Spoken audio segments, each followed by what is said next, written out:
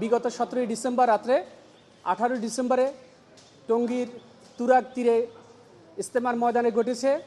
ওই ঘটনাকে কেন্দ্র করে উভয় পক্ষের মধ্যে, বিবাদমান উভয় পক্ষের মধ্যে একটা অনাকাঙ্ক্ষিত ঘটনা ঘটে। সেই ঘটনাকে কেন্দ্র করে আপনার 4 জন লোক নিহত হয় দুই পক্ষেরই। কিন্তু অতিশয় দুঃখের বিষয়, এক পক্ষের মামলা নেওয়ার পরেও অন্য পক্ষের কোনো মামলা নেওয়া হয় নাই। যেই পক্ষের মামলা নেওয়া হয়েছিল সেই পক্ষের আপনার মামলার আসামি করা হলো তারা অপর পক্ষের শীর্ষ মুরব্বী। আপনারা জানেন এই শীর্ষ মুরব্বীরা স্ব স্থানে সম্মানিত ব্যক্তি।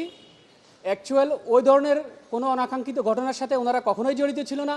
তারপরেও যেহেতু মামলা ওনাদের বিরুদ্ধে হয়েছে, ওনারা মহামান্য হাইকোর্টে এসেছেন জামিনের জন্য। জামিন ওনাদেরকে মহামান্য high court till submission of police report পর্যন্ত জামিন দিয়েছিলেন। পরবর্তীতে সেই জামিনের বিরুদ্ধে আপনার গভর্নমেন্ট সরকার পক্ষ এবং পিটিশনার অর্থাৎ বাদী পক্ষ মহামান্য আপিল বিভাগের চেম্বার জাজ আদালতে গিয়েছিলেন, সেখানেও কোনো অর্ডার হয় নাই। পরবর্তীতে এই ফুল কোর্ট হেয়ারিংয়ের জন্য আজকে ছিলেন, ইতিপূর্বে ছিলেন। যেহেতু বিশ্ব ইজতেমার সামনে ছিলেন, বিশ্ব ইজতেমার পরে ওটাকে এক্সটেন্ডেড করা হয়েছিল, অর্থাৎ স্ট্যান্ড ওভার রাখা হয়েছিল। আজকে মহামান্য আপিল বিভাগের আইটেম নাম্বার 3 ছিল, সেখানে মহামান্য হাইকোর্ট উভয় পক্ষের বক্তব্য শুনে নো অর্ডার দিয়েছেন, অর্থাৎ ওনাদের অ্যাপ্লিকেশনটা ডিসমিস করে দিয়েছেন।